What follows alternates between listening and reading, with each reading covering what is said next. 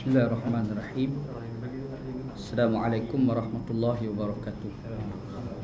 Alhamdulillahirabbil alamin wassalatu wassalamu ala asyrafil mursalin wa ala alihi wa sahbihi ajma'in. Qala rabbi shrah li sadri wa yassir li amri wahlul 'uqdatam min lisani yafqahu qawli wa saddid lisani wahdi qalbi bihaqqi sayyidina Muhammadin sallallahu alaihi wasallam. Wa ba'da fa inna asdaqal hadithi kitabullah wa khairal hadi hadi Muhammadin sallallahu alaihi wasallam wa syarrul umuri muhdatsatuha wa kullu muhdatsatin bid'ah. Alhamdulillah, syukur pada Allah Taala pada malam ni kita bertemu untuk kita sambung baca Sunan Abi Daud. Pada malam ni insya-Allah kita akan masuk hadis yang ke 28 hadis ke 28. Mudah-mudahan pertemuan kita pada malam ni diberkati oleh Allah Subhanahu Wa Taala insya-Allah. Hari ni 17 bulan 2. Minggu lepas 10 hari bulan kita ada baca dua hadis. Hadis yang ke-26 dan hadis yang ke-27 Kita ada sebut seorang sahabat Nabi. Sebenarnya ada dua sahabat. Anda tak cerita sebab nanti kita akan sebut nama dia waktu yang lain, kita akan sebutlah. Nanti duk cerita pasal sahabat dia kan. Kita ada sebut sahabat Nabi seorang je nak sebut hari tu, iaitu Muaz bin Jabal radhiyallahu an kan.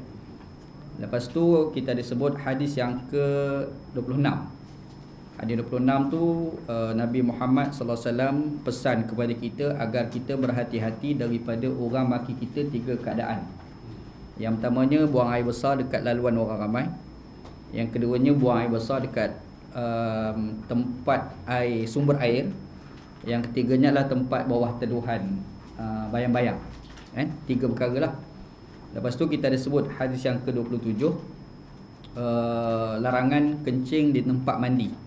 Tempat mandi, kalau tempat hammam ni kita tak boleh samakan dengan bilik air kat rumah kita lah. Anda dah sebut dah kan, kita kena imajinasikan bilik air cara orang dulu. Sekarang ni kalau nak tengok ada dekat Maroko masih ada lagi lah. Ataupun tempat lain ni Jepun lah kot. Bukan macam tu lah Jepun. Lepas tu apa tujuan? Tujuannya untuk nak elak daripada was-was.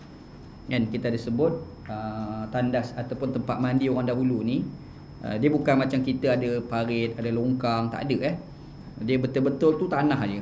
Tanah semen-semen tak ada Jadi bila tanah orang kencing kat situ, jadi adalah air kencing bertakung kat situ Jadi kalau kita mandi, nanti air mandi kita tu campur air kencing, dan air kencing tu merecik kena pada pakaian. Jadi itu boleh datang was-was semasa kita nak solat nanti Maka benda tu kita kena elak wawa lagi Yang tu yang kita dah bincang dalam canggah kita yang minggu lepas.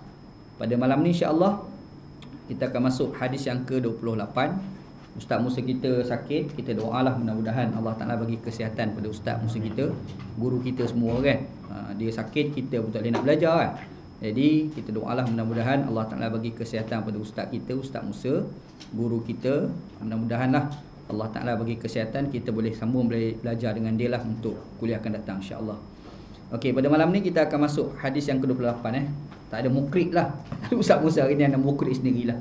Anda baca sendiri Haddatsana Ahmad bin Yunus, haddatsana Zuhair an Daud bin Abdullah an Humaid al-Himyari wa huwa ibnu Abdul Rahman qala laqitu rajulan sahiba an-nabiyya sallallahu alaihi wasallam kama sahibahu Abu Hurairah qala naha Rasulullah sallallahu alaihi wasallam ayyam tashita ahaduna kulla yawmin aw yabula fi mughtasilihi, rawahu Abu Daud.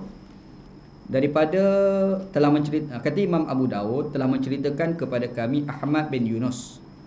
Ahmad bin Yunus ni nama betul dia Ahmad bin Abdullah bin Yunus. Jadi nampak dia macam nama bapa dia tu, kita ingat nama bapa dia, rupa-rupa tu nama atuk dia Abdullah. Sebenarnya Ahmad bin Abdullah bin Yunus. Dia macam mana dia sebut sebelum ni, ada ulama yang terkenal dekat zaman sekarang ni nama Dr. Abdullah bin Bayyah. Nama betul dia Abdullah bin Mahfuz bin Bayyah. Mahfuz nama bapa dia. Nah, tapi pergi Bayah terus. Bayah tu nama atuk dia sebenarnya. Maka serupalah ni. Ahmad bin Yunus ni sebenarnya Ahmad bin Abdillah bin Yunus ni orang apa? Orang asal orang Kufah. Lepas tu duduk kat Baghdad dan kemudian dia berpindah dekat Iran, Al-Asfahan Al-Asfahan, Iran lah. Dan dia ni adalah guru pada Imam Bukhari dan juga Imam Muslim. Maksudnya bukan Imam Abu Daud je belajar dengan dia, Imam Bukhari pun belajar dengan dia, Imam Muslim pun belajar dengan dia. Lepas tu Ahmad ni dia belajar daripada guru nama Zuhair. Zuhair ni nama penuhnya Zuhair bin Muawiyah. Zuhair bin Muawiyah. Dia ni atba'ut tabi'in, tabi'ut tabi'in. Dan dia ni kalau kita baca nama dia ni, ada juga nama ni dalam kitab Imam Bukhari dan juga Imam Muslim. Dia panggil Rijal Bukhari wa Muslim, istilah adalah. Lepas tu Zuhair ni pula dia ambil hadis daripada Daud bin Abdillah. Daud bin Abdillah Al-Udi. Tu nama penuh dia. Dan dia ni ada orang persoalkan, dia ni sahih tak sahih. Ni berlakulah pertikaian. Cuma dijawab oleh ramai ulama, antaranya Ibnu Ma'in. Dia kata sebenarnya yang tak sahih tu bukan Abdullah bin Abdillah. Yang tak sahih itu adalah Daud bin Yazid. Ni orang lain lah. Jangan salah faham jadi secara dasarnya okey lah, tak ada apa pun. Cumanya dia ni kalau kita cari nama dia dalam Bukhari Muslim tak ada. Tak ada. Imam Bukhari Muslim memang tak ambil hadis daripada Daud bin Abdillah. Dan kemudian Daud ni dia ambil hadis daripada Humaid Al-Himyari. Humaid Al-Himyari iaitu anak kepada Abdul Rahman. Buh nama bapak dia terus. Sebab takut-takut tukang orang lain. Humaid Al-Himyari ataupun nama penuhnya Humaid Al-Himyari Ibnu Abdul Rahman, begitu. Itu kalau kita kira tengok nama penuh dia lah, begitu. Dan dia ni kata, ni kata dia lah, kata Humaid ni. Dia kata qala, berkata, kata Humaid ni, laqitu ni maksudnya aku berjumpa rajulan. Laqitu ni maknanya berjumpa laqaya. Ni kita duduk kat Melaka ni eja dia macam mana Melaka? Eja Melaka ni macam ni Mim Lam Qaf. Asalnya Malqa. Malqa ni maksud dia daripada kalimah laqiya. Laqiya ni bertemu. Malqa tempat pertemuan. Pedagang Arab, India lah apa bertemu kat Melaka lah dulu. Tu panggil Malqa Asalnya laqiya. Itulah perkataan tu. Laqitu laqiya. Pusing-pusing jadi malqa. Malqa ni maksudnya tempat pertemuan. Laqiya tu maksud bertemu. Berjumpa. Nampak? Kita kat Melaka ni lama dah, tapi tak tahu asal kata dia apa. Malqa Malqa. Sebab kita orang Melaka baca je Melaka jelah. Macam orang Kelantan cakap orang putih, dia bunyi Kelantan lah. Enterprise dia pakai tok perai. Kan? Kalau orang orang mati tu dia kata gemullah, orang Kelantan. Sebenarnya kembali ke rahmatullah. Tu asal dia kan. Awak lagu mana dah lidah dia lagu tu. Kan? Macam orang Cina cakap orang putih, adalah bunyi Cina dia tu. Betul tak? Orang Kelantan cakap orang putih, ada bunyi Kelantan dia tu. Kan? Siapalah orang Melaka. Malqa, Melaka, rembat je lah. Bedal je lah. Asal bunyi boleh faham jadi. Kan? Okey, laki tu kata tu lah. Laki tu aku telah bertemu. Malqa tempat pertemuan Laki tu aku telah berjumpa rajulan. Rajulan ni maksud seseorang lelaki, sahibah an-nabiyya yang bersahabat dengan Nabi. Dia berjumpa dengan seorang yang bersahabat dengan Nabi. Kama sahibahu Abu Hurairah, seperti mana dia bersahabat dengan Abu Hurairah radhiyallahu an. Maksudnya orang ni sahabat Nabi lah dia jumpa, tapi bukan Abu Hurairah. Faham Ada sahabat Nabi yang terkenal nama Abu Hurairah. Ada satu lagi sahabat, dia tak sebut nama orang ni. Siapa dia tu tidak disebut dalam hadis ni lah. Cuba dia cerita, aku jumpa dengan orang sahabat Nabi ni. Yang sahabat Nabi ni, dia ni berkawan dengan Abu Hurairah. Faham tak? Dia tu berkawan Abu Hurairah, aku ni bukan berkawan Abu Hurairah, aku berkawan dengan orang tu. Macam tu.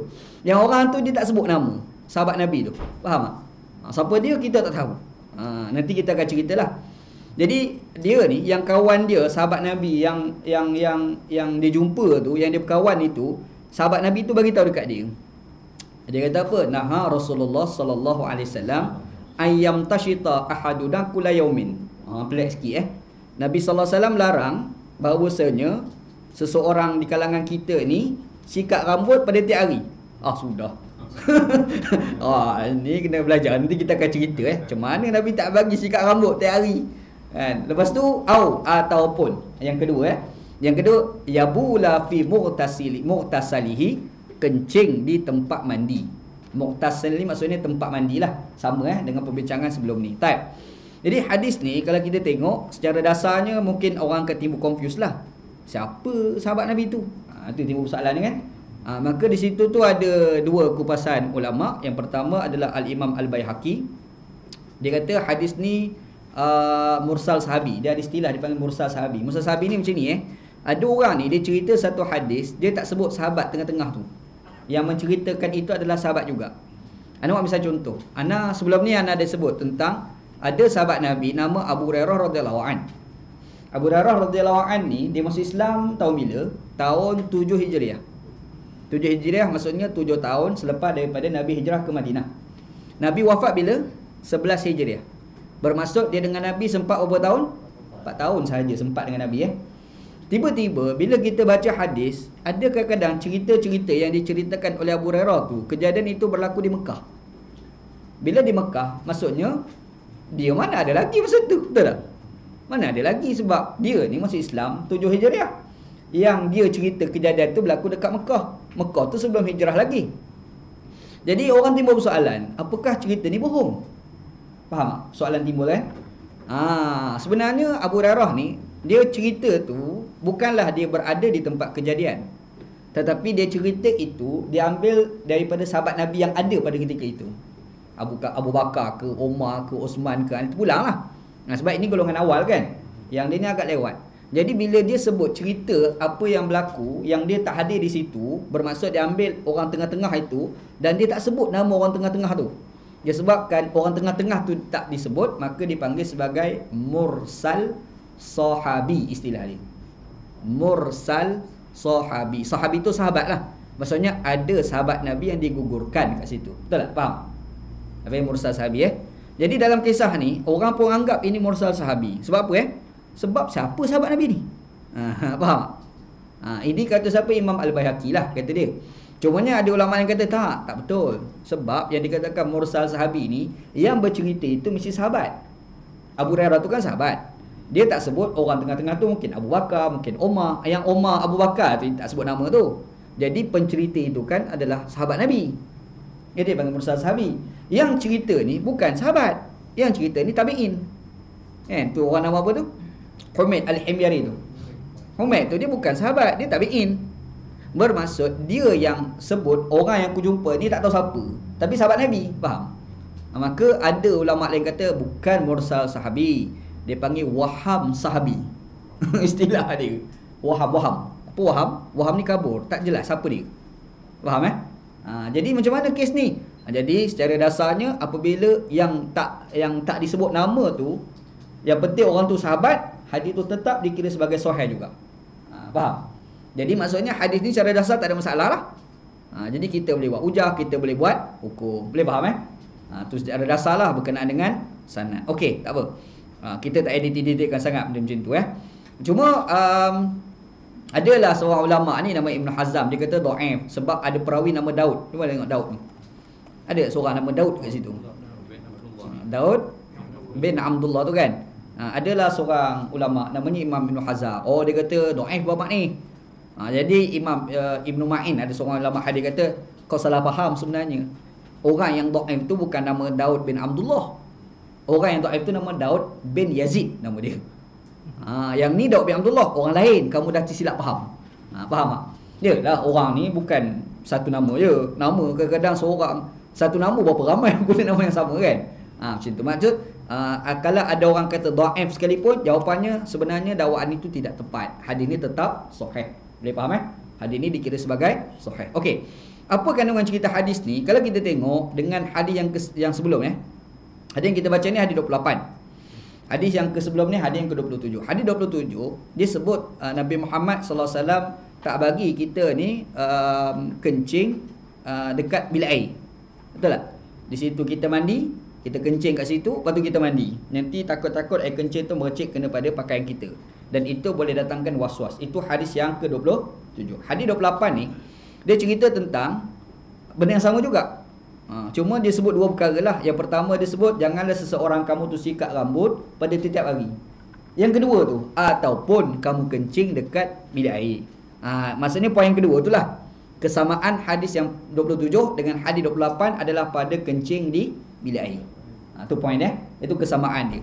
Jadi sebenarnya apa dia nak bagi tahu lah, tu poin dia. Nak cerita apa sebenarnya? Sebenarnya Imam Abu Daud nak bagi tahu kencing dekat bilik air tu yang kata tak boleh tu adalah bimbang, air kencing mercik pada pakaian. Tu poin dia. Faham? Dia kencing dalam bilik air, tapi dalam masa sama kita boleh atasi masalah air kencing mercik pada pakaian. Boleh lah, tak jadi masalah lah. Ni faham? Dan dikatakan larangan itu jika kamu kencing di situ dan bimbang air kencing tu mercik kat situ.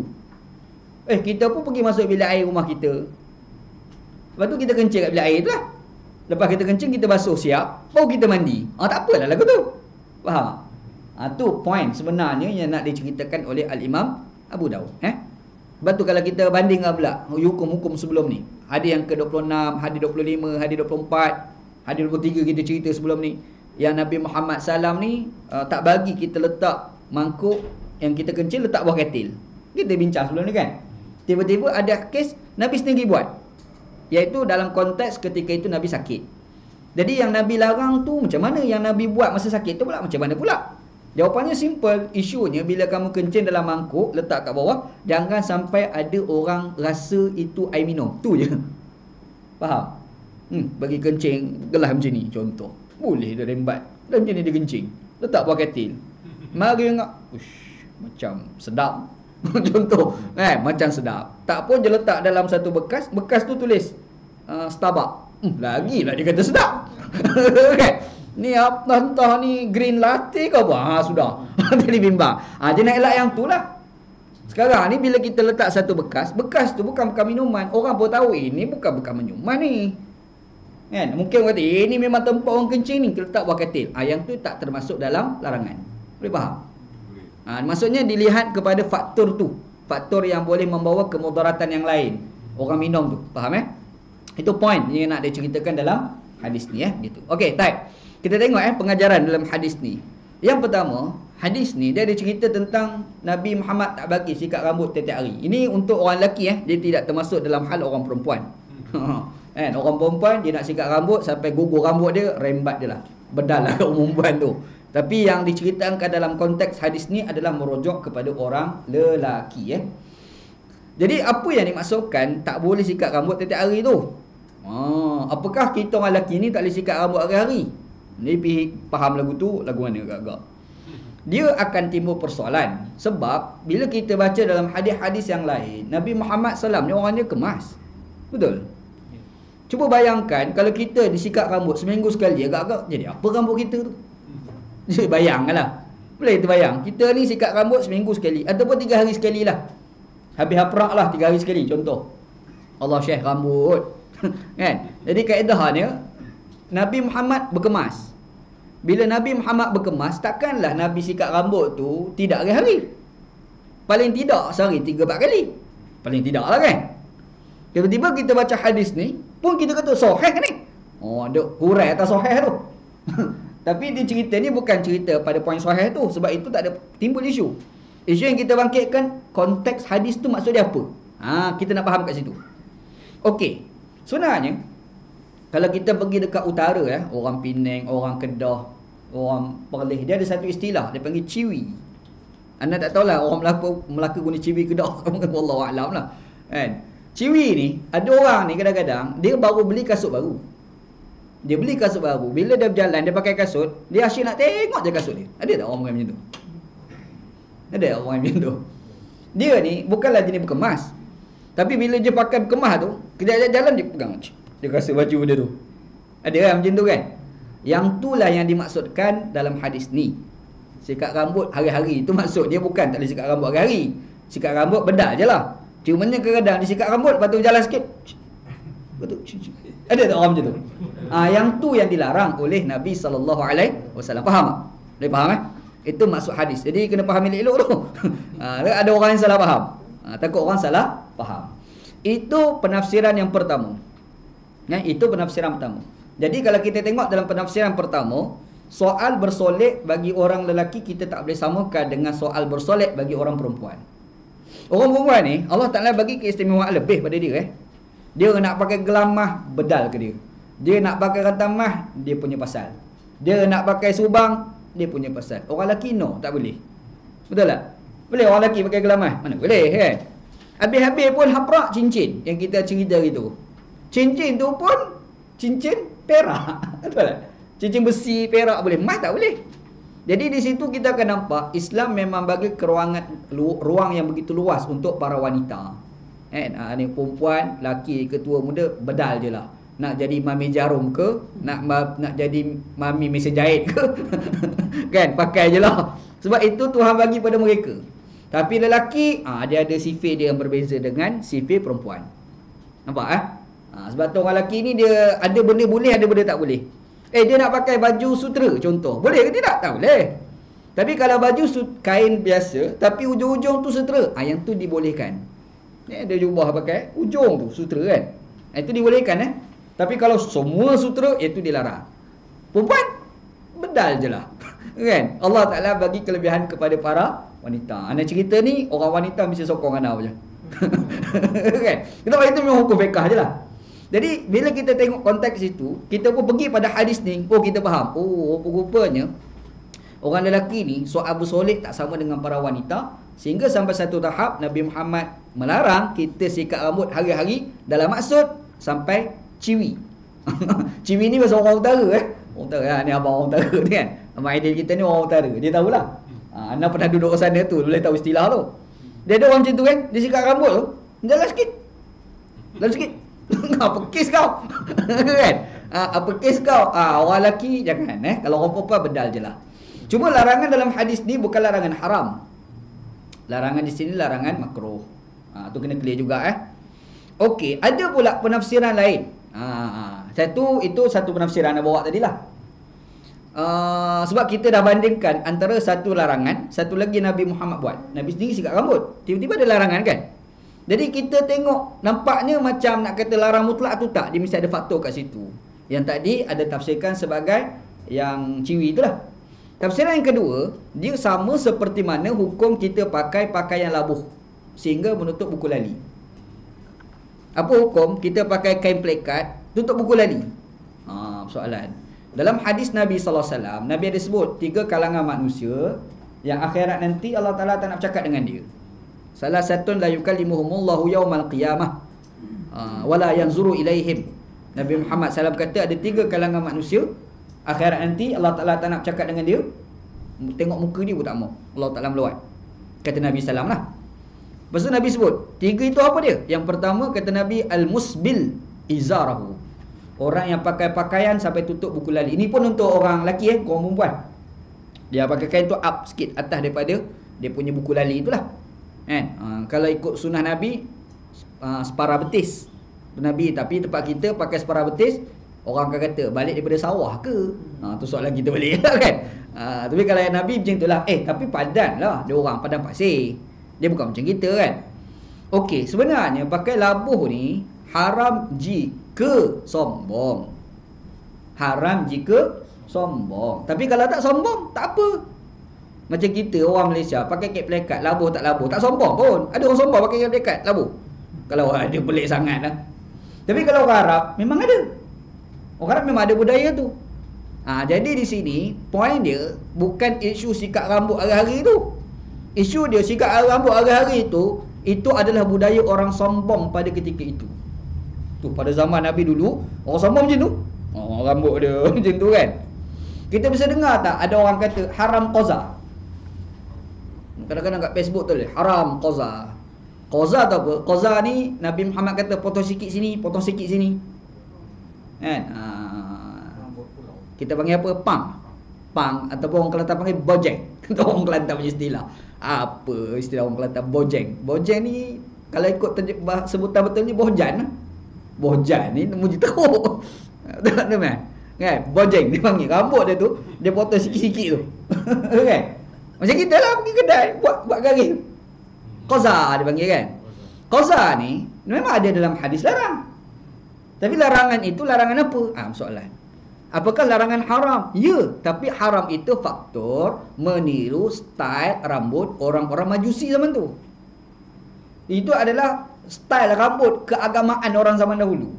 Faham tak? Jadi kita baca hadis tu jangan literal. Jangan nak literal kan, terjemahan harfiah, ini hukum dia. No, nanti dulu kena faham apa makna di sebalik perkataan Nabi SAW. Faham maka demikian juga kita baca hadis ni. Nabi Muhammad kata, tak boleh sikat rambut hari-hari. Kita pun, alamak, aku hari-hari sikat rambut. Bukan hari-hari, kadang-kadang sehari 3 kali mandi. Pagi mandi, tengah hari mandi, lagi semai maghrib mandi. 3 kali mandi, betul? 3 kali mandi, takkanlah lepas mandi rambut macam setan. Betul lah. Mestilah kita nak sikat.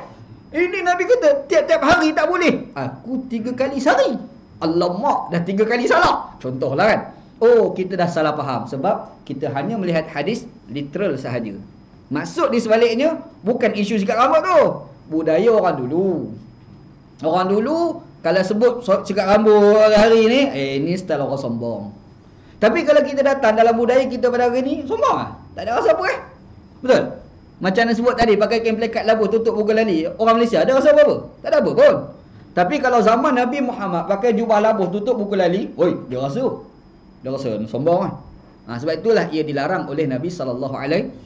Faham Sebab itu bila Abu Bakar As-Siddiq radhiyallahu an, dia dengar Nabi sebut tu. Nabi salam sebut tu kan, Nabi kata pakai tutup buku lali tu tak boleh, dilarang. Allah Taala tak nak tengok muka di akhirat nanti. Abu Bakar ni jadi pakai Abu Labuh. Abu Bakar As-Siddiq ni. Abu Bakar pergi tanya Nabi, aku ni lagu mana pula? Tanya Abu Bakar kepada Nabi. Nabi kata kamu bukan sombong. Memang Abu Bakar kan, yalah, Abu Bakar ni sahabat Nabi yang paling rapat dengan Nabi. Orang jiwa dia kuat, nak compare dengan kita jauh lah. Jadi sombong-sombong ni tak ada dalam diri dia. Nabi pun kata, kamu bukan termasuk dalam maksud larangan hadis tadi. Boleh faham maka demikianlah bila kita memahami hadis ni. Gitu, insyaAllah. Ada satu lagi dalam hadis ni, Nabi Muhammad SAW dia tak bagi kita kencing dalam tandas. Dalam bilik air. Jadi tandas ni tak tepat sebab tandas ni kita nampak sekali dengan jamban tu. Tu cara imajinasi kita lah. Jadi kita boleh kata sebagai tempat mandi lah kot. Tempat mandi. Dia tempat mandi ni Arab panggil al-mustahmim. Daripada kalimah hamim. Hamim tu bukan hamim dulu Hizbul Muslimin tu, bukan. Mustahmim ni, asal hamim ni adalah air yang panas. Mustahmim ni maksudnya tempat mandi, tempat tu panas. Kau tengok orang Jepun dia bawa panas badan dia tu kan. Dia berpanah. Orang perempuan kalau nak sihat kan buat macam tu. Dia panggil apa? Spa apa panggil? Sauna apa panggil kan? Macam tu lah. Itu yang katakan tempat mandi tu. Gitu. Okey. Itu hadis yang ke 28. Bab yang ke 15. Kita dah lepas. Hari ni, lepas tu kita masuk pula bab yang ke 16. Bab yang ke 16. Babu an-nahi anil bauli fil juhri. Baca elok. Al-juhri. Jangan baca hujri. Ada orang silap baca, dia baca hujri jim dengan ha je. Kalau tersilap, dia makna dah berubah. Hujri, lubang. Juhri, bilik. Itulah problem bahasa Arab. Tak ada bahasa Melayu pun serupa je. Sepak dengan sepak, dia sama je. Betul? Sepak, sepak. Tapi sama ke makna? Beza. Sepak, tangan pergi. Sepak, kaki pergi. Betul kan? Arab lagilah rumit bahasa Arab kan. Anda dengar kata bahasa Mandarin lagi berat. Panjang pendek pun mana dah berubah lah. Macam kawan anda seorang Cina sebut Wanji. Dia kata Wanji ni kalau baca Wanji lain makna. Wanji lagi lain. Macam tu bahasa kau. Macam tu bahasa dia dahsyat rupanya Arab pun lebih kurang lah. Lepas tu kita baca elok Juhri ataupun Hujri kena elak lah bacaan yang salah tu. Babu an-nahyi anil bauli fil juhri. Bab pada menjelaskan tentang tegahan dari kencing fil juhri, dalam lubang. Kita dah tengok, alamak, rumah aku jamban tu lubang. Macam mana tu kan? Dia ada beza di antara kalimah juhri dengan hufrah. Kita bisa dengar tak hadis Nabi SAW kata, Raudatun min riyadil jannah, hufratun min hufarin nar. Salah satu taman daripada taman-taman syurga, salah satu lubang daripada lubang-lubang neraka. Dia guna kalimah hufrah. Betul? Yang ni dia guna juhri. Lubang juga terjemahan. Jadi beza antara kalimah juhri dengan hufrah. Apa beza Johrain ni lubang yang ada orang pergi korek. Lubang yang orang korek. Satu lagi lubang tu bukan korek, tu memang berlubang kat situ. Faham tak? Kalau berlubang tu memang ada asal kat situ, iaitu dipanggil hufrah. Satu lagi benda tu asalnya okey, macam ni dinding. Mari seragam pergi korek jadi berlubang. Yang tu dia panggil Johrain dalam bahasa Arab. Jadi yang kita cerita itulah lubang binatang pergi korek tu. Tu maksud dia gitu. Okey, anda perjelas tu, faham pemaknaan tu kan? Jadi yang kita faham maksud yang dikatakan dilarang oleh Nabi tu jurang lubang yang pergi korek itulah. Jadi adalah satu tanah asalnya flat, datang binatang mana pergi korek. Biawak pergi korek ke, ular pergi korek, kita pergi kencing. Yang tu yang dimasukkan tak boleh. Boleh faham? Boleh faham gitu. Lubang jamban kita ni tak termasuk. Itu bukan binatang pergi korek, kita pergi buat lubang tu. Kan? Jadi ada beza pemaknaan Johrain dengan hufrah. Boleh faham? Okey, baik. Hadis. Haddatsana Ubaidullah bin Umar bin Maisarah. Haddatsana Muaz bin Hisham. Haddatsani Abi an Qatadah an Abdullah bin Sarjis anna Rasulullah sallallahu alaihi wasallam naha an yubala fil juhri. Qalu li Qatadah ma yukrahu min al-bawli fil juhri. Qala kana yuqalu innaha masakinul jin. Baik. Telah menceritakan kepada kami, kata Imam Abu Daud, haddatsana. Jadi terjemahan dia telah menceritakan kepada kami maksudnya masa Imam Abu Daud mengaji tu, bukan Abu Daud seorang dia, ada ramai lagi nak murid lain masa mengaji tu. Jadi Ubaidillah bin Umar bin Maisarah, ini nama guru dia. Dia ini ulama besar ni, antara ulama hadis yang hebat, dan dia adalah guru juga kepada Imam Muslim. Imam Muslim pun mengaji dengan dia. Jadi maksudnya kalau kita bayangkan masa Imam Abu Daud mengaji tu, guru dia nama Ubaidillah mengajar tu kan, tepi tu mungkin Imam Muslim dia dengar mengaji. Faham? Imannya resi dia macam tu. Faham Okey, baik. Lepas tu Ubaidillah ni pula dia ambil hadis daripada Muaz bin Hisham. Haddatsana Muaz bin Hisham Muaz bin Hisham bin Abi Abdullah Ar-Ribai Ad-Dastawai Al-Basri tu penuh. Tak apa, biar anda sebut je. Tak ada apa tu. Begitu. Jadi Muaz bin Hisham ni nama dia pun ada dalam Sahih Bukhari Muslim, ada. Kalau kita buka Bukhari Muslim ada jumpa nama dia. Lepas tu dia kata Muaz ni dia ambil hadis haddasani, telah menceritakan kepada aku. Abi ni bapa aku sendiri. Maksudnya dia mengaji bapa dia seorang sama seorang. Muaz tu orang alim Kalau orang tanya siapa tok guru dia, ayah dia sendiri, ayah dia tok guru besar dah. Dia ada macam tu. Bapa tok guru, anak pun tok guru. Tapi anak tok guru tu mengaji dengan siapa? Mengaji dengan bapa sendiri. Jadi ni mengaji dengan bapa sendiri lah ni. Cuma menarik dalam cerita ni, dia kata haddasani, aku telah menceritakan kepada aku bapa aku. Dia mengaji dengan bapa dia seorang sama seorang. Gitu. Okey, bapa dia tu nama apa? Nama bapa dia Hisham bin Abi Abdullah Al-Dastawai. Okey, Dastawai ni gelaran dia sebenarnya tak ada pun Dastawai ni. Orang dia bagi gelaran dia Dastawai.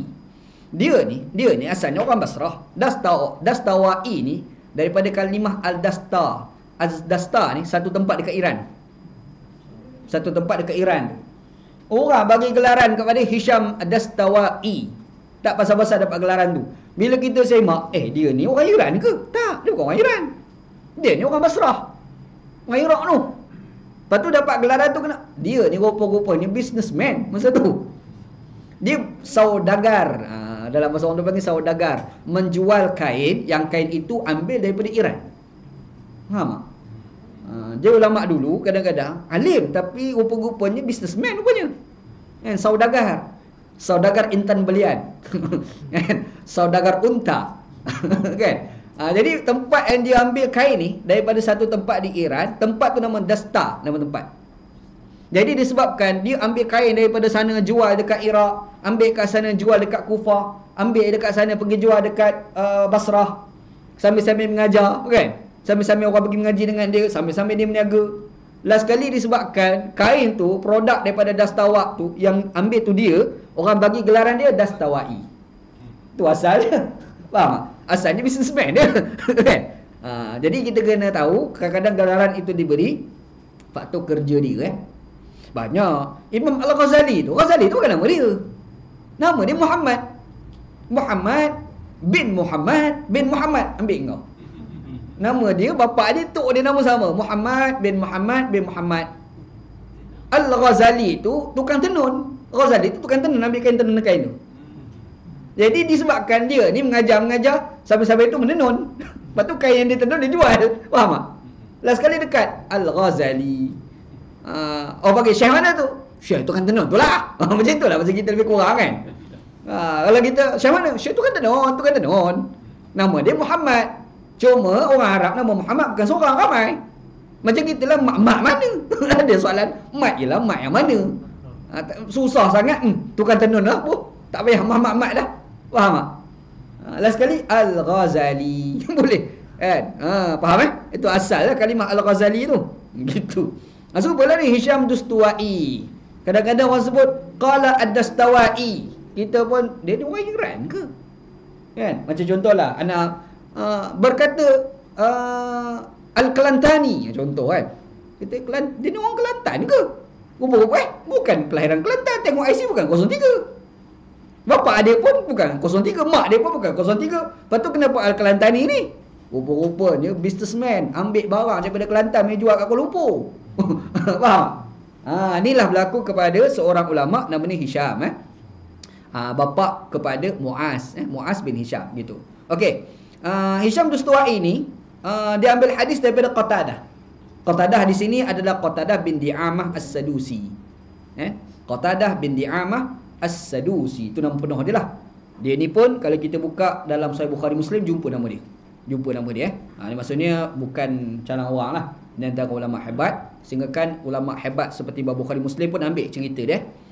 Dia ni orang Basrah, mati dekat Basrah sebab kena sakit taun. Ini mangsa H1N1 pada zaman tu. Inilah seorang ulama besar namanya Qatadah bin Di'amah As-Sadusi. Dia ni mengambil hadis daripada Abdullah bin Sarjis. Tempat kita ada Jamaluddin Jarjis. Tempat kita kan. Dah meninggal dunia dah kan. Seorang bekas menteri lah kan. Yang ni sahabat Nabi, Abdullah bin Sarjis. Sahabat Nabi. Orang Basrah, asalnya Madinah. Lepas Nabi Muhammad SAW wafat, hijrah ke Basrah. Duduk kat sana, mengajar kat sana, jadi orang alim kat sana. Menyebabkan ada orang belajar dengan dia lah. Cumanya kalau kita buka dalam kitab-kitab hadis, semua kitab hadis sebut nama dia, kecuali satu kitab je tak sebut nama dia. Sahih Bukhari. Imam Bukhari dia tak ambil hadis daripada dia. Sebab apa? Sebab dia sahabat Nabi yang tak popular. Jarang sangat riwayatkan hadis. Dia kadang-kadang bukan sekadar jarang riwayatkan hadis, kadang-kadang kita tak pernah dengar nama pun ada sahabat Nabi. Contoh anda sebut kita bisa dengar tak sahabat Nabi nama Abu Ad-Dahdah? Bisa dengar nama ni? Sahabat Nabi tau. Dia ni sampai ada ayat Quran turun berkait dengan dia. Hebat tak hebat dia tu kan? Tapi kita tak pernah tahu nama Abu Ad-Dahdah. Tak pernah dengar. Ayat Quran, man zalladhi yuqridullaha qardan hasana fayudha'ifahu lahu adha'afan katsirah wallahu yaqbidu wa yabsutu wa ilaihi turja'un.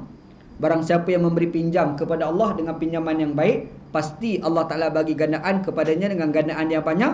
Yang menyempitkan dan memperluaskan rezeki kamu adalah Allah. Kepada Allah kamu akan dikembalikan. Ayat tu lah berkait dengan dia. Dia ni orang kaya, Abu Dahdah ni.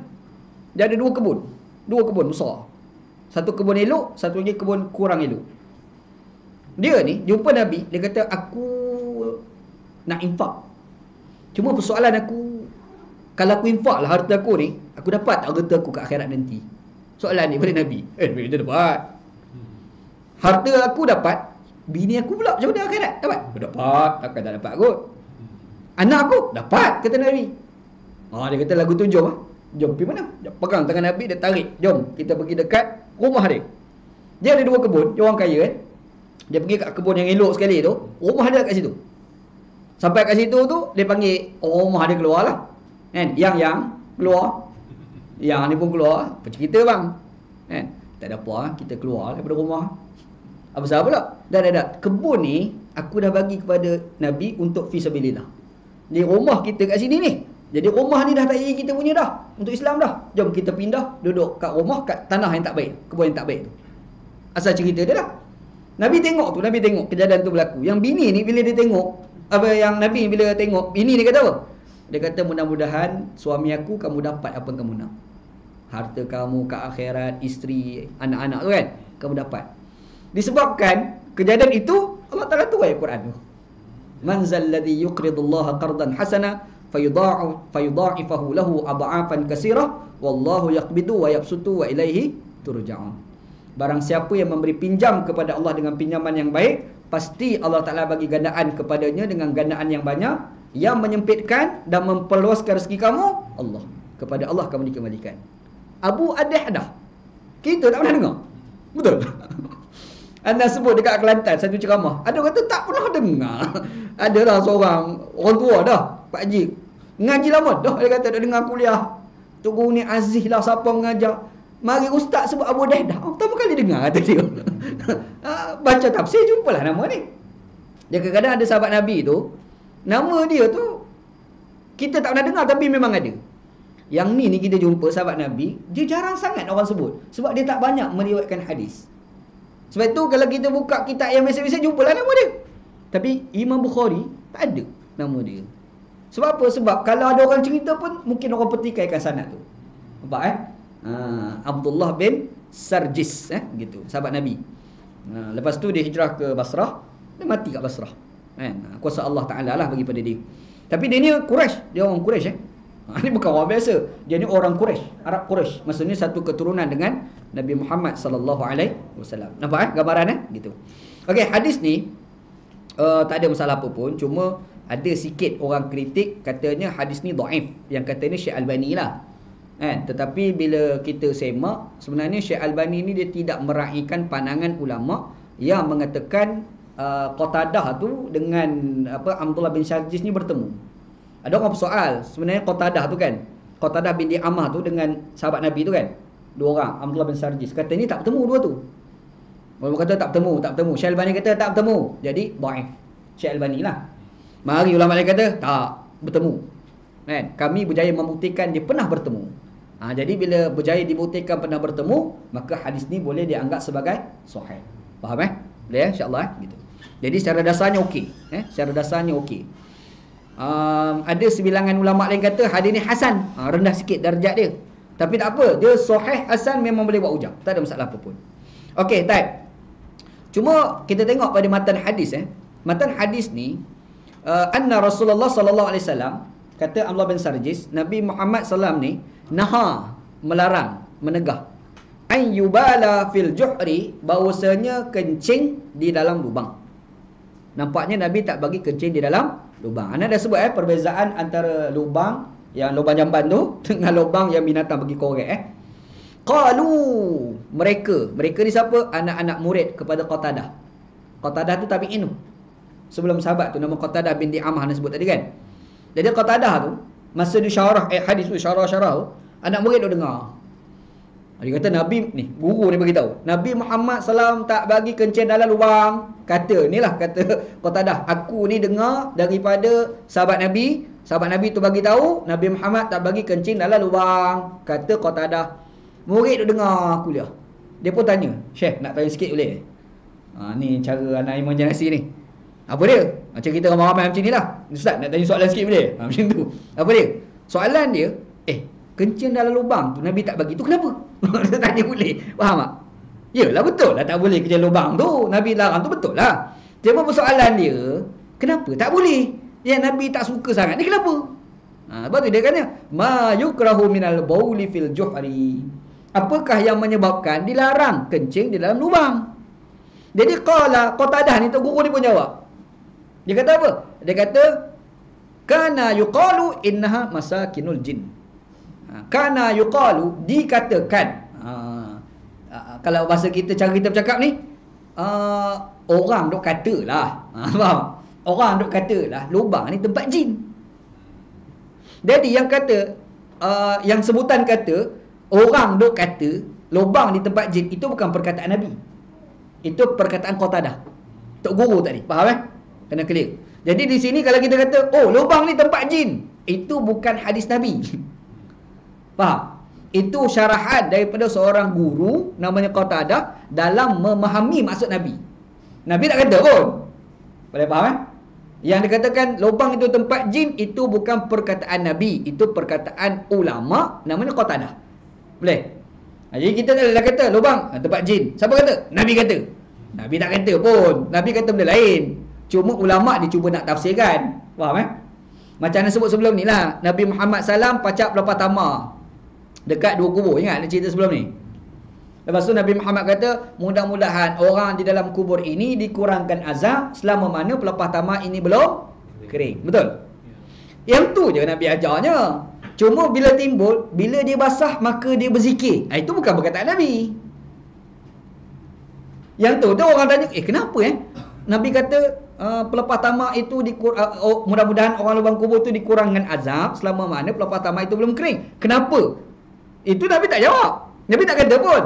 Tapi datang ulama kemudian kata, pelepah tamar bila dia basah maka dia berzikir. Yang tu bukan perkataan Nabi Itu tafsiran ulama. Faham? Dia kena beza tu antara perkataan Nabi dengan perkataan ulama. Sebab wahyu tu Nabi tu. Ulama bukan wahyu. Itu kena faham juga ni. Sebab kita ni susah ni. Nabi yang kanan, ulama yang kiri. Benar siapa? Apa fikir? Tak kena tu. Sebab hang betul tu wahyu tu. Nabi tu lah. Tapi kalau ulama itu bukan wahyu. Ada beza antara dua perkara. Kita tak boleh tolak Nabi. Tapi boleh tak kita nak tolak pandangan ulama? Boleh, tak ada apa pun. Mari ulama A main mengajar, tak setuju, tolak, tak ada apa pun. Bukan berdosa pun tolak pandangan ulama. Yang berdosa dia tolak Nabi tu. Itu berdosa lah. Faham Jadi dalam kes ni kita nampak ada dua kat situ. Yang pertama perkataan Nabi, satu lagi perkataan Qatadah. Tok guru lah, tabi'in pada zaman tu. Yang Nabi Muhammad kata apa? Nabi Muhammad tak bagi kencing dalam lubang. Yang tu Nabi. Tapi bila sebut lubang tu lubang tempat jin, yang tu bukan perkataan Nabi. Boleh faham perbezaan itu. Jadi kita kena clear kat situ supaya kalau ada orang argue lah kat kita, dia cakap lubang ni tempat jin ni, dia boleh cakap lagu tu kat kita. Kita kan merepek Nabi tak kata cakap macam tu. Dia tak percaya, ambil kitab tunjuk. Ni kitab aku mengaji dah ni. Sunnah Nabi Daud. Kan? Yang kata tu Qatadah bukan Nabi Muhammad sallallahu alaihi wasallam cakap. Faham gitu insya-Allah. Baik. Dia penting tu, fakta-fakta agama ni benda penting. Agama kena fakta. Jangan nak goreng tak tahu pasal. Ni agama Kalau benda lain nak goreng, bedal je lah. Tapi agama kamu goreng, akhirat hangus langgar. Wala'adzubillah, minta berlindung dengan Allah. Baik. Dalam hadis ni, Qatadah kata masakinul jin. Masakinul jin terjemahan yang anak bubuk kat situ tu tempat jin, tempat tinggal jin. Tapi sebenarnya ulama-ulama Islam membahaskan penggunaan kata jin ini bukan semestinya makna jin. Kalimah jin ni juga kadang-kadang memberi maksud ular. Ular. Kita baca dalam Quran. Kita baca surah Al-Qasas ayat 31. Cuba buka. Al-Qasas 31, cerita ketika Nabi Musa AS berhadapan dengan Fir'aun. Masa tu ada cerita apa ahli sihir Fir'aun. Betul? Nabi Musa ni bila dia pergi berhadapan dengan ahli sihir Fir'aun tu kan, dia orang baling tali kan, tukar jadi ular. Nabi Musa jadi takut, tergostan belakang. Jadi Allah Ta'ala berkata, an alqi asak, balinglah tongkat kamu itu wahai Musa. Dia pun baling, bram. Bila dia baling tongkat tu, falamma ra'aha tahtazzu, ketika itu nampak tongkat itu berubah, bergerak-gerak, ka'annaha jan, seakan-akan ular. Jan, dia guna kalimah jan. Maksudnya di sini kalimah jin itu kadang-kadang memberi maksud ular. Faham Jadi di sini sebab itu ada ulama tafsirkan yang Qatadah kata tu innaha masakinul jin tu, ia adalah tempat tinggal jin, bukan makna jin, makhluk jin tu bukan, tapi merujuk pada ular. Boleh faham? Ada tafsirkan lagu tu. Tapi kalau kita fikir balik, yang tu munasabah. Itu memang munasabah. Sebab ular memang duduk lubang dia tu. Betul kan? Itu munasabah dia. Apa yang ditafsirkan oleh Qatadah, bukan Nabi yang sebut yang ditafsirkan oleh Qatadah. Boleh insya-Allah. Dan kalau sebenarnya kalau kita tengok pun dalam banyak hadis Nabi sallam, ada juga dikaitkan faktor jin dengan ular. Ada kaitan. Anda nak misal contoh dekat sini anda nak mari beberapa kisah yang berlaku pada zaman Nabi sallallahu alaihi wasallam. Ada seorang sahabat ni namanya Abu Sa'id Al-Khudri radhiyallahu an. Abu Sa'id Al-Khudri radhiyallahu an. Ada budak mari ziarah dia. Dia ni pun dah tua, Nabi Muhammad dah wafat lah masa tu. Jadi dia ni duduk kat rumah, datang seorang anak muda, budak tu nama Lubabah, nama budak tu. Lubabah, nama orang ni. Lubabah. Lubabah ni pergi jumpa Abu Sa'id Al-Khudri, dia tengok Abu Sa'id tengah semayang. Ada semayang kat situ kan. Dia pun tunggu. Bila tunggu tu habis daripada Abu Sa'id ni semayang, dia bersembang Abu Qatadah. Dia bersembang-sembang, dia kata dia nampak ada satu tempat pokok-pokok daun kurma. Dia berhimpun satu tempat. Ada kan daun kurma tu yang banyak tu, dia letak setempat, tiba-tiba nampak bergerak. Jadi bulat tu bila nampak bergerak, dia pergi dekat sikit pergi perhati. Tengok ada ular. Dia tak nampak ular. Padahal dalam rumah. Dalam rumah. Ni rumah Abu Qatadah ni. Jadi bila dia nampak ular, mestilah dia melompat. Dia pun melompat, dia pun mula cari kayu nak pergi ketuk. Abu Qatadah kata, biarkan ular tu di situ. Abu Qatadah ni kata, dia pun jadi pelik. Apa pula? Kenapa pula? Kan? Apa dia? Dah. Abu Sa'id Al-Khudri ni hadiah nak bawa ni. Ha? Qatadah tadi kan? Abu Sa'id Al-Khudri. Okey, tak apa. Jadi aku cerita kat mana tadi? Okey, Abu Sa'id Al-Khudri bila nampak bila dia budak tu nampak ular, Abu Sa'id kata biar kat situ. Jadi budaknya dia terkejut. Faham tak? Budaknya dia terkejut. Bila budak terkejut, dia kata kenapa? Abu Sa'id ni pun dia buat relax, tenang. Dia yalah masa lepas sembahyang kan. Dia pun betulkan pakaian, dia duduk elok, dia pun bersembang. Dia kata dulu masa Nabi hidup dulu. Dia cerita satu pengalaman dia. Masa hidup Nabi SAW dulu, ada berlaku satu perang. Itu perang Khandaq. Adalah ramai-ramai yang nak terlibat perang ni, seorang anak muda yang baru lepas kahwin. Baru menikah. Pengantin baru lah ni. Darah dok, orang panggil darah manis. Istilah kita panggil darah dok manis lagi kan. Jadi dia ni baru menikah. Jadi masa nak tolak tu, dia pergi jumpa Nabi. Dia kata, ya Rasulullah, boleh tak aku nak pergi jumpa bini aku sekejap? Orang baru menikah, Syekh. Kalau lama ni, pergi mampus kat dia. Jadi cerita memang baru menikah. Jadi bila baru menikah, boleh tak aku nak balik jumpa sekejap sebelum kita nak tolak? Ni, budak ni cakap kepada Nabi Muhammad. Dia kata, okey, pergi. Dia pun pergi. Dia pergi tu tak ada bawa apa-apa. Nabi Muhammad kata, bawa tombak sekali. Jangan pergi gitu je, bawa tombak sekali. Sebab aku bimbang, kita lagi perang Khandaq ni. Kan ada orang Yahudi dalam Madinah. Takut-takut orang Yahudi khenakmu, takut-takut dia nak bunuh kamu, mana tahu. Jadi bawalah senjata untuk, kalau ada orang nak serang, boleh mempertahankan diri. Dia pun bawa.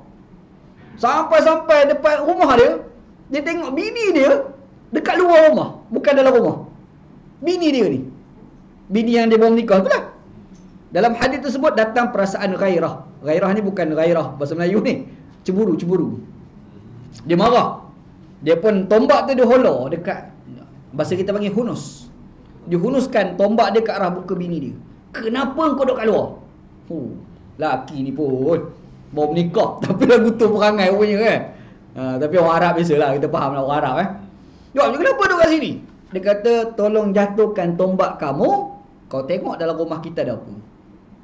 Dia kata, macam tu Dia pun tarik dia punya tombak. Dia pun masuk. Ada satu ular yang besar dalam rumah dia. Dia pun, tombak dia pegang tadi tu, dia pergi tetak ular tadi. Mati ular tu. Dia pun keluar. Bila dia keluar, tombak dia pacak. Bila pacak, tiba-tiba datang sesuatu, pergi serang dia daripada belakang, mati orang tu pula. Budak tu pula mati. Faham tak? Jadi, kejadian itu berlaku sampai kepada pengetahuan Nabi SAW. Orang cerita kat Nabi, Rasulullah, ingat budak? Kenapa ada masalah budak tu? Allah, mati dah kat rumah. Cerita tu lah. Nabi bila dengar, sahabat Nabi kata, boleh tak Rasulullah kamu doalah kepada Allah biar budak tu hidup balik macam tu lah. Kan? Dia duk fikir, minta macam Nabi Isa AS boleh hidup orang mati kan? Minta lagu tu. Nabi Muhammad SAW kata, kamu doalah istighfar kepada, minta supaya Allah Ta'ala ampun dosa budak tu.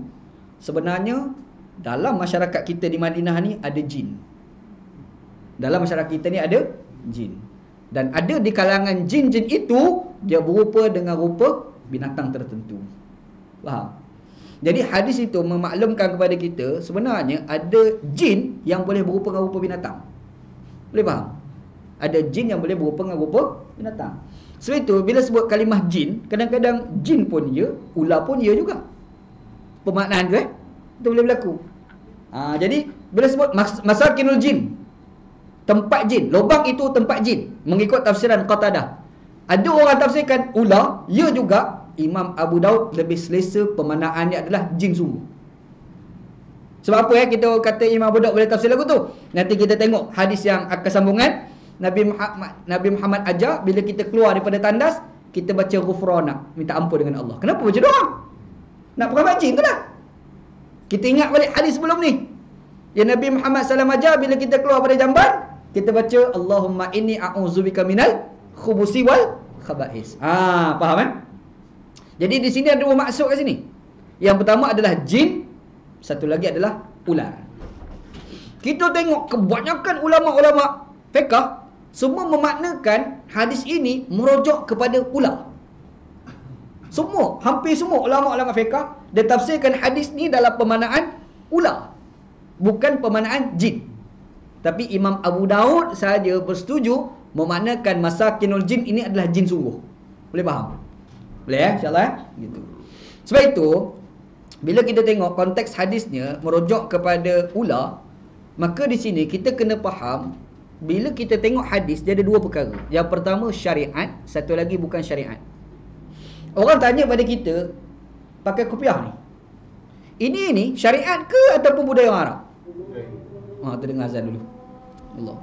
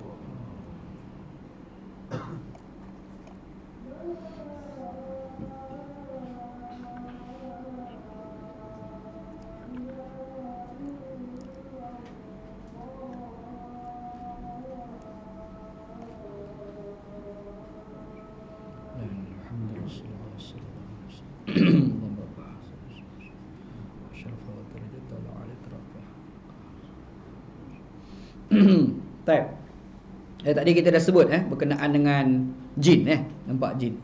Okey, cumanya anda dah sebut tadi Imam Abu Daud antara ulama hadis yang menganggap yang dikatakan masakinul jin, tempat jin di sini ni jin sungguh, bukan ular. Antaranya hujahnya ada kes berlaku melibatkan kepada seorang sahabat Nabi namanya Sa'ad bin Ubadah radhiyallahu anhu. Sa'ad bin Ubadah radhiyallahu anhu. Dia ni selepas Nabi sallallahu alaihi wasallam wafat, Nabi wafat 11 Hijriah. Dia meninggal tahun 14 Hijriah. Dia ni lepas Nabi wafat 11 Hijriah, dia telah berhijrah pergi dekat Syria, Syam. Sampai di situ, ada satu ketika tu dia ni nak kencing. Dia nak kencing. Dia pun pergi kencing, dia kencing kat satu lubang. Orang tak tahu tu. Tiba-tiba orang jumpa dia, dia dah rebah dah. Dia dah mati dah.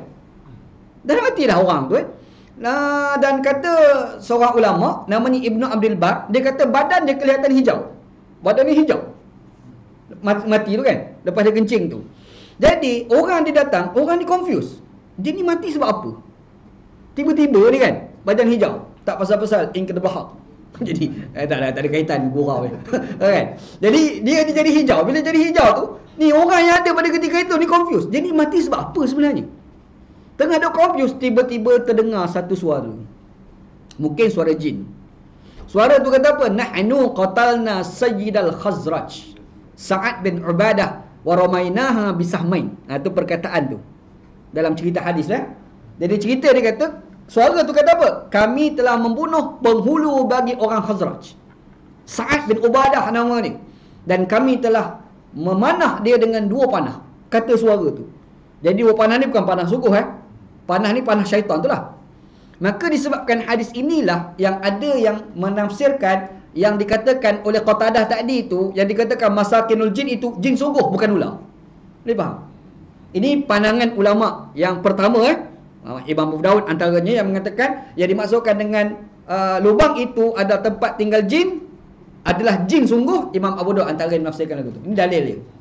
Tapi majoriti ulama kata tak. Sebenarnya katakan al-jin di sini adalah ular. Ular Jadi bila sebut ular, timbul persoalan. Nabi Muhammad SAW larang kita kencing dalam lubang. Larangan ni larangan syariat ke ataupun larangan takut mudarat? Boleh faham? Boleh faham Sebab dia gini ada benda ni dalam agama ni, kita baca Quran hadis, dia syariat. Ada satu lagi bukan syariat. Kalau orang tanya pada kita, pakai kopiah ni dapat pahala tak? Orang tanya soalan. Pakai kopiah kita orang Melayu pakai kopiah ni kan. Pakai kopiah dapat pahala, pakai sorban, pakai sorban. Serban ni bahasa Hindustan tahu tak? Sarban. Sar ni mana kepala, ban ni mana belit. Sarban, sar kepala, ban ni belit. Ban ban tu mana belit. Kan? Sarban belit kepala. Masalah dia. Kita pakai serban. Orang timbul persoalan pakai kopiah, pakai serban. Ini ni agama ke budaya? Soalan. Orang faham ni macam tu Kalau kita tengok, kalau ulama yang kontemporer ini macam Syekh Muhammad Al-Ghazali contoh, ataupun Dr. Ali Jumu'ah bekas mufti Mesir, dia ada tulis satu kitab Al-Mutasyaddidun, nama kitab dia.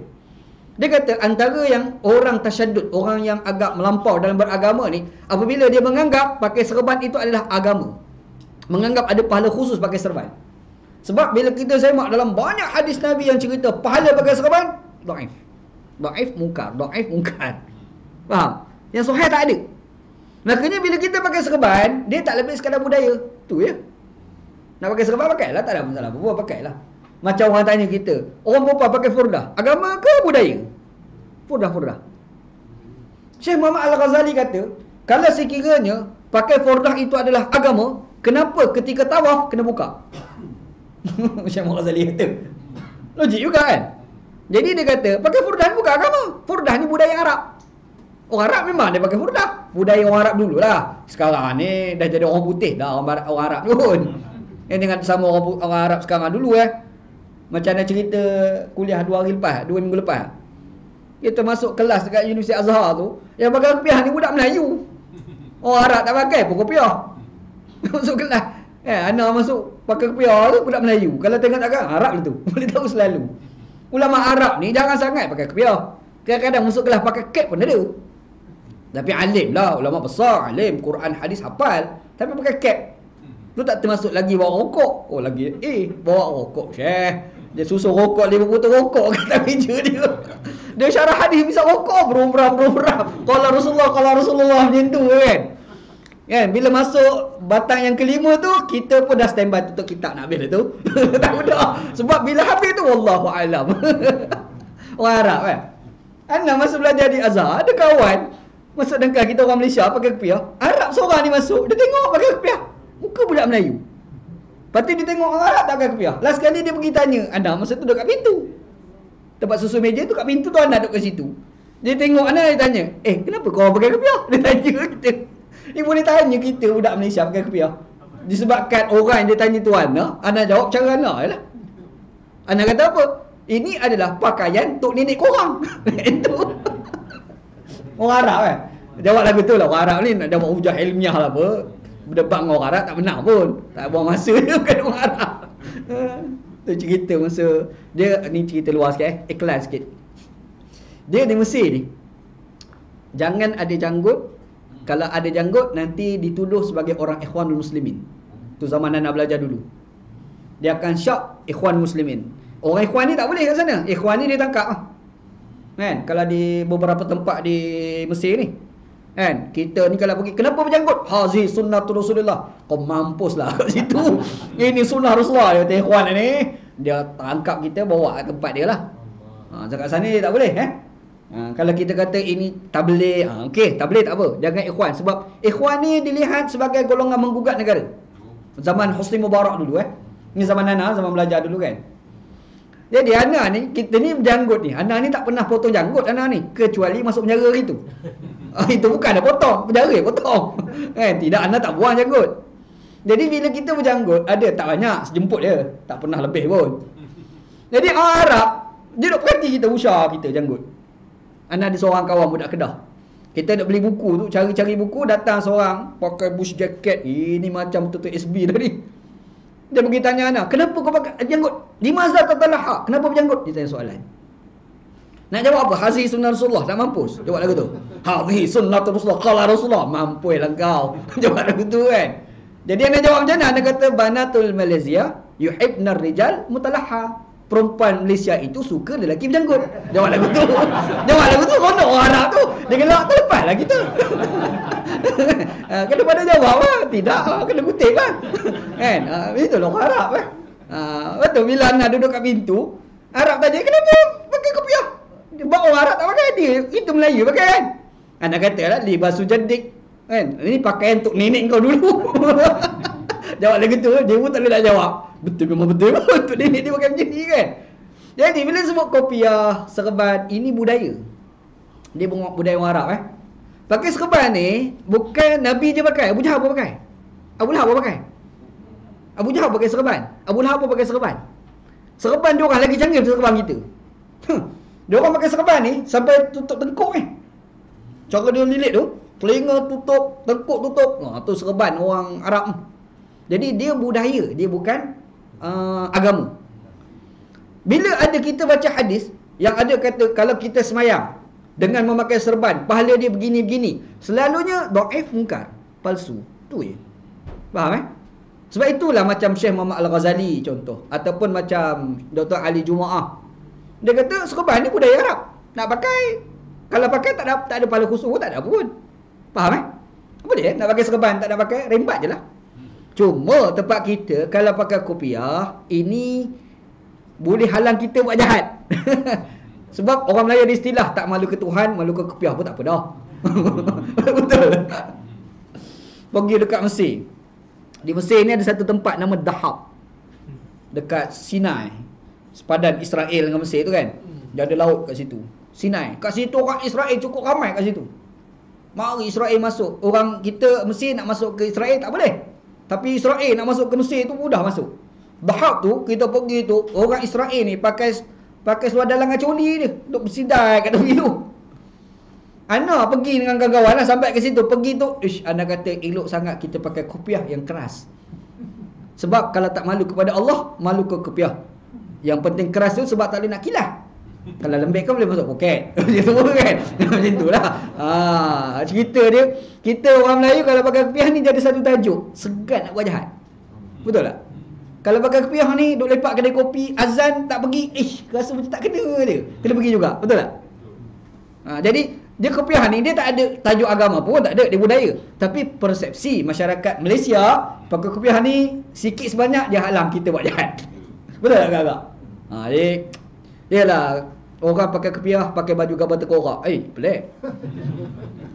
Tapi kalau tak pakai kepiah, pakai baju tengkorak, tu biasa ke? Dia bukan haram pun, tak ada haram pun. Pakai baju gambar tengkorak, haram ke? Tak haram. Tapi kalau pakai baju tengkorak itu ustaz, dia jadi lain tau. Ustaz pakai baju tengkorak. Dia ustaz ni, ustaz. Dia boleh bincang seminggu tu. Ustaz pakai baju gambar tengkorak. Tu kan? Tu buah mulat tu. Dia bincang Syekh. Kalau mari ilmu hadis ni, tak boleh ustaz ni tak boleh pakai dah. Tak siqah. Tak boleh percaya riwayat ni. Sebab apa? Pakai baju gambar tengkorak. Tak haram pun, tapi sebab dia ustaz. Serupa juga orang pakai kepiah. Betul? Orang pakai kepiah pakai baju tengkorak. Dia lain. Tapi kalau tak pakai kepiah, dia pakai baju tengkorak, bedal je lah. Dia ada persepsi dia sendiri. Dia bukan isu agama, dia isu persepsi. Faham begitu. Okey. Anda nak cerita hadis ni, ini di bawah kategori ghairu tasyri', bukan syariat. Sebab itu ulama-ulama fiqh bila dia bahas hadis ni semua dia letak tajuk memberi mudarat, elak daripada mendapat mudarat, faktor binatang buas, faktor ular sebagai contoh. Faham tak? Jadi kita boleh faham hadis ni memang sahih, betul, kita tak nafikan. Kalau ada khilaf, okeylah kita tolak tepi khilaf. Cuma kita ambil pandangan ulama yang kata hadis ni sahih, boleh pakai, boleh buat hujah. Ataupun yang kata hasan, tak apalah, yang penting boleh buat hujah. Tapi pemahaman terhadap hadis ini bukan merujuk keagamaan, tapi merujuk kepada bukan tasyri', bukan syariat. Maknanya kita boleh faham secara biasa je, boleh memberi mudarat. Boleh faham InsyaAllah. Baik. Okey, itu hadis yang ke-29 Okey. Apa lagi pengajaran kita boleh ambil daripada hadis ni? Okey, hadis ni juga secara tak langsung dia nak ajar pada kita agar kita menghormati makhluk lain. Kita kena juga hormat makhluk yang lain. Sama ada makhluk tu ular ke, apa ke, jin ke, kena elak lah. Kita kena tengok balik hadis yang kita dah bincang sebelum ni, hadis yang ke-7. Ingat balik. Cuba tengok hadis Abu Daud yang ke-7. Kita ada cerita berkenaan dengan Nabi Muhammad SAW melarang kita melakukan beberapa perkara. Yang pertama, semasa qada hajat jangan menghadap arah kiblat. Betul? Yang kedua, jangan kita berqada hajat jangan kita istinja menggunakan tangan kanan. Betul?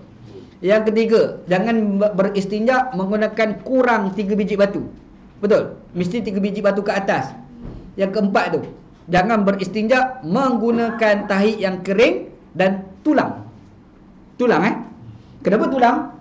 Tulang itu adalah makanan jin. Jadi kita kena hormat. Boleh faham Jadi yang kita boleh faham hadis ni, jangan kencing dalam lubang. Lubang ni tempat biawak. Dalam lubang tu ular, contoh. Kita pergi bedal kat situ, kita dah tak menghormati tempat tinggal ular. Faham begitu insya-Allah. Baik. Okey, boleh satu lagi? Boleh. Boleh. Ustaz, kejap tak? Tadi kisah Abu An-Nahdah. Ayat apa tak? Anda bagi tahu mana ni? Nanti anda semak ni. Man zal ladzi yuqridullaha qardan hasanan, surah Al-Baqarah ayat berapa anda tak ingat? Surah Al-Qasas. Qasas 32. Tengok ayat tu. Man zal ladzi yuqridullaha qardan hasanan. Okey, kita masuk bab yang 17 Boleh satu hadis insya-Allah. Lajak sikit. Okey, babu ma yaqulu ar-rajul idza kharaja minal khala'. Bab yang ke-17. Bab pada menjelaskan tentang bacaan seseorang ketika keluar daripada tandas. Bila dia masuk bilik air, dia nak keluar jangan baca kat dalam, dah keluar dah. Duduk kat dalam baca macam Quran. Kacau betul kan? Jadi dia keluar dah, lepas tu dia baca apa yang nak dibaca. Itu tajuk dia insya-Allah. Okey, hadis ni Imam Abu Daud kata haddatsana Amru bin Muhammad An-Naqi, haddatsana Hashim bin Al-Qasim, haddatsana Israil an Yusuf bin Abi Burdah an abihi haddatsani Aisyah haddatsatni Aisyah radhiyallahu anha anna Nabiyya sallallahu alaihi wasallam kana idza kharaja min al-ghaib qala ghufranak. Tu hadis dia.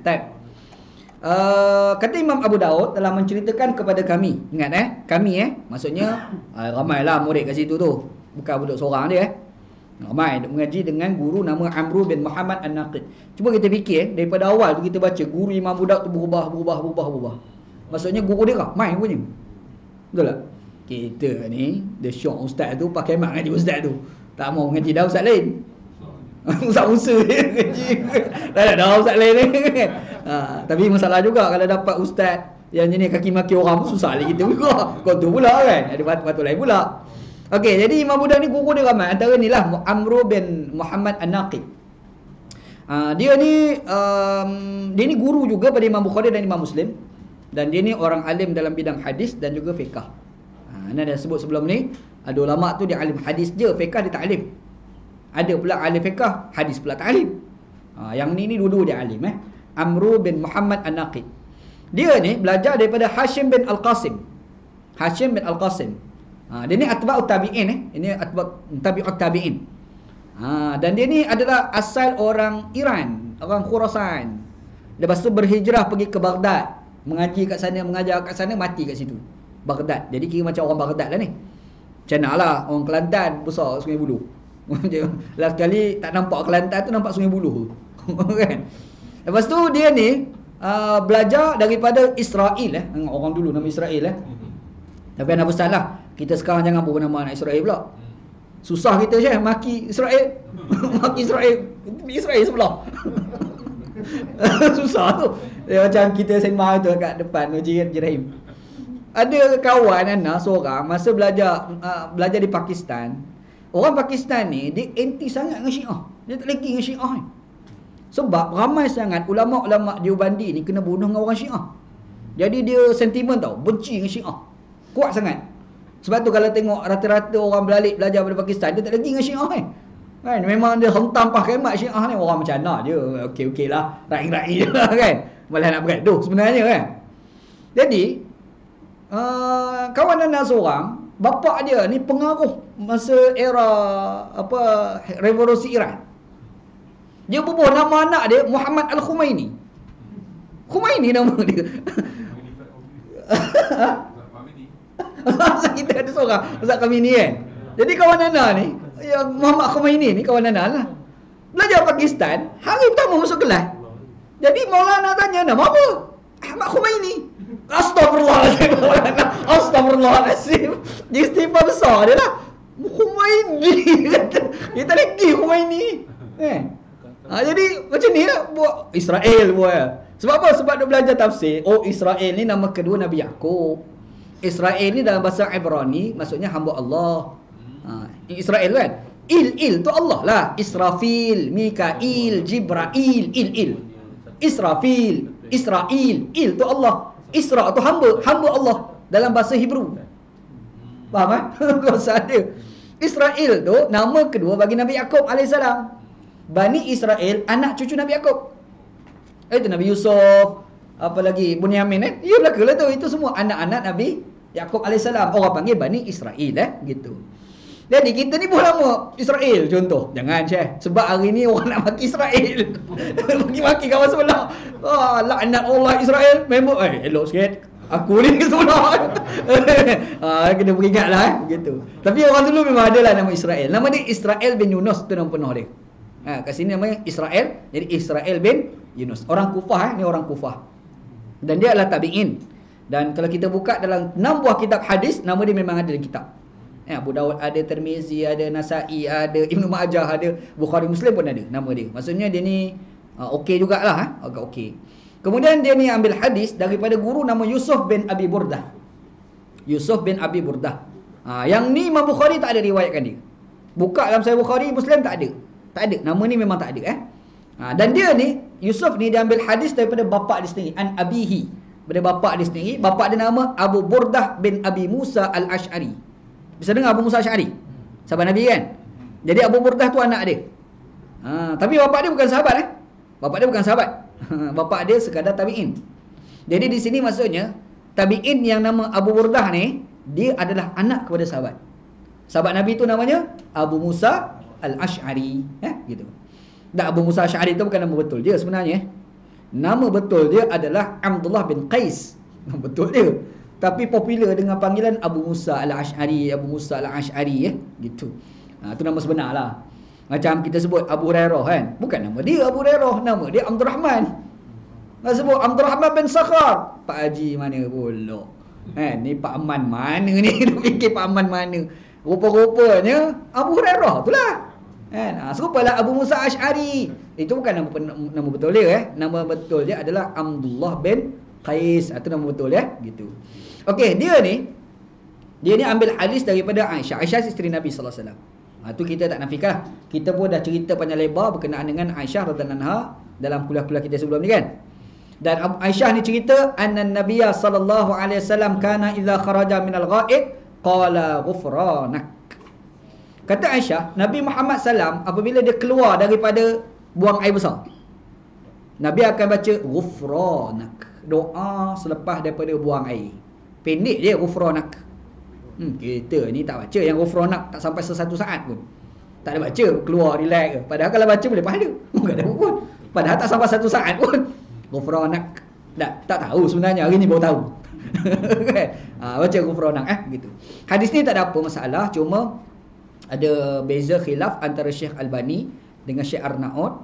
Syekh Albani kata hadis ni sahih, Arnaud kata hasan. Poin dia adalah pada Yusuf bin Abi Burdah. Kan? Yusuf bin Abi Burdah tu kita jumpa kan, sebelum daripada Abu Burdah anak kepada Abu Musa Asy'ari. Maksudnya cucu Abu Musa Asy'ari itulah. Kan? Orang petikai lah dia ni tak. Tapi bila kita semak rupanya okey, tak ada masalah apa pun. Jadi secara dasarnya kita boleh kata hadis ni sahih lah. Kan? Ana bersetuju dengan pandangan mengatakan hadis ni adalah sahih. Hadis ni dengan hadis sebelum, kalau kita tengok dalam hadis yang ke-29 menjelaskan Nabi larang kencing dalam lubang. Betul? Dalam hadis yang ke-30 Nabi Muhammad sallallahu alaihi wasallam ajar pada kita bila keluar daripada tandas kita baca doa. Betul? Jadi di situ kita akan nampak apa yang nak dipahami oleh Imam Abu Daud. Kita keluar baca doa. Maksudnya macam nak bagi tahu yang dikatakan lubang itu adalah tempat jin. Masakinul jin tadi. Boleh faham? Kalau kita tengok sudut yang lain, memanglah tempat ada najis itu tempat kesukaan syaitan. Kita pun dah cerita sebelum ni kan. Syaitan memang suka tempat najis, tempat darah, tai, itu memang disukai oleh jin. Jadi, bila kita masuk dalam tandas, boleh tak kita nak samakan dengan tandas kita dengan konteks dahulu? Tak boleh sama. Sebab apa Sebab zaman dahulu dia dekat tengah padang pasir, dia orang bukan macam kita ada flush masuk dalam tu. Faham Jadi bila kita qada hajat, kita buang air, jatuh dalam tu, kita flush. Selamatlah daripada syaitan tu. Jadi disebabkan tandas ni tempat syaitan. Kita tengok dalam hadis Nabi Muhammad tak bagi kencing dalam lubang berkait dengan syaitan. Maka disebabkan itu bila kita keluar daripada tandas, Nabi Muhammad SAW ajar baca doa. Cuma doa dia apa? Ghufranak. Ghufranak ni maksudnya keampunan dosa daripada engkau ya Allah. Ghufranak Okey, timbul persoalan juga kenapa kena baca minta ampun keluar jamban? Pernah fikir? Keluar jamban minta ampun dengan Allah. Kalau kita tengok hadis sebelum ni, baca doa dia, Allahumma inni a'udzubika minal khubusi wal khaba'is. Betul? Masa nak masuk tu kan? Tapi bila kita keluar, baca doa dia ghufranak, minta ampun dengan Allah. Apakah kita duduk dalam jamban itu berdosa sehingga kena minta ampun dengan Allah? Satu persoalan. Macam mana agak-agak Di sini ni ulama dia bahas, ulama hadis dia bahas. Dia kata yang pertama, Nabi Muhammad sallallahu alaihi wasallam ni dia akan berzikir pada setiap masa. Ingat kita bincang hadis sebelum ni, hadis ke-18. Nabi Muhammad sallam, Aisyah bagi tahu, berzikir pada setiap masa. Tiba-tiba ketika buang air, boleh tak berzikir? Tak boleh berzikir.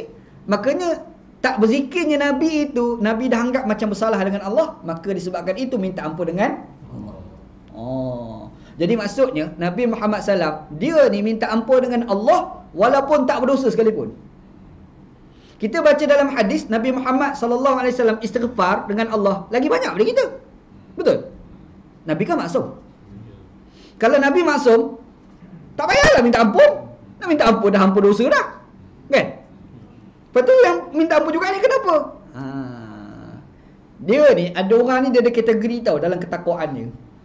Orang macam kita ni sambil-sambil buat dosa pun tak minta ampun. Tak buat dosa dah, relax tak ada apa pun. Betul Nabi Adam AS, dia jatuh daripada syurga tu kan. Nabi kan dia maksum. Tapi bila dia jatuh tu, dia doa apa dia? Rabbana zalamna anfusana wa illam taghfir lana wa tarhamna lanakunanna minal khasirin. Dia minta ampun dengan Allah. Kenapa dia nak minta ampun sedangkan dia memang terampun dosa? Tengok soalan kan? Sebab inilah kategori manusia bertakwa pada Allah. Ada manusia tu dia takwa pada Allah, yang dia ni buat dosa dia minta ampun. Dia buat dosa dia minta ampun. Tapi ada satu kategori yang dahsyat, tak buat dosa pun minta ampun dengan Allah. Buat benda makruh pun minta ampun dengan Allah. Faham? Itulah sebab dalam hadis ni Nabi Muhammad SAW bila keluar daripada tandas, dia baca doa ghufranak. Faham? Minta ampun, keampunan dosa daripada Engkau ya Allah. Kita ambil lah, belajar lah lagu tu kan. Macam mana pula pemahaman Imam Abu Daud? Itu kita akan bincangkan datang lah. Apa maksud Imam Abu Daud pula dalam hadis ni Cuma kalau kita buka dalam riwayat-riwayat yang lain, memang ada bacaan doa yang lain. Tetapi dhaif, mungkar, palsu. Doa yang sahih ketika kita keluar daripada tandas, pendek je, ghufranak. Yang lain ada panjang. Kalau bawa kat sini ada doa-doa yang panjang. Contoh, ada satu doa, alhamdulillahillazi azhaba annil adza wa afani. Dhaif. Itu dhaif. Apa lagi bacaan? Alhamdulillahillazi ahsana ilayya fi awwalihi wa akhirih. Palsu, maudhu'. Alhamdulillahillazi azaqani ladzatahu wa abqa fi quwwatihi wa azhaba anna adzahu. Dhaif. Dhaif belaka. Yang sahih ni pendek ni. Macam mana sebut hari tu doa makan. Ingat ada cerita wawai tu? Kan? Doa makan kita Bismillahirrahmanirrahim, barik lana fi ma razaqtana wa qina adzabannar kan. Padahal kalau kita baca yang sahih ni tak panjang, pendek je. Yang sahih Allahumma barik lana fihi. Tu je. Kita segala Rabbana Al-Quran habis kita impun baca. Bubuk kat situ kan. Maka demikian juga doa ketika kita keluar daripada tandas. Pendek je sebenarnya. Tak beban pun. Keluar daripada tandas tak sampai 1 saat. Ghufranak. Keampunan dosa daripada Engkau lah ya Allah. Dah InsyaAllah. Okay, right, sekejap Hadis yang ke-18, babu karahiyati masih zakar. Okay, itu insyaAllah kita akan bincang akan datang. Sila je. Ustaz, yang Allah mentahir qalbi minal nifaq wa hasin farji minal fawahish. Doa, tak tahu. Doa ketika keluar tandas. Tak, anda tak tahu. Doa keluar tandas yang tu anda tak tahu. Doa yang tu. Wallahu a'lam. Apakah itu doa keluar tandas? Itu anda tak tahu. Doa tu adalah doa tu. Apakah itu merujuk keluar tandas? Itu anda tak tahu. Wallahu a'lam. Wallahu a'lam. Okey, ada soalan lain tak? Sila. Tadi bukan surah Al-Kahf Ustaz. Surah apa Tak tahu. Ya.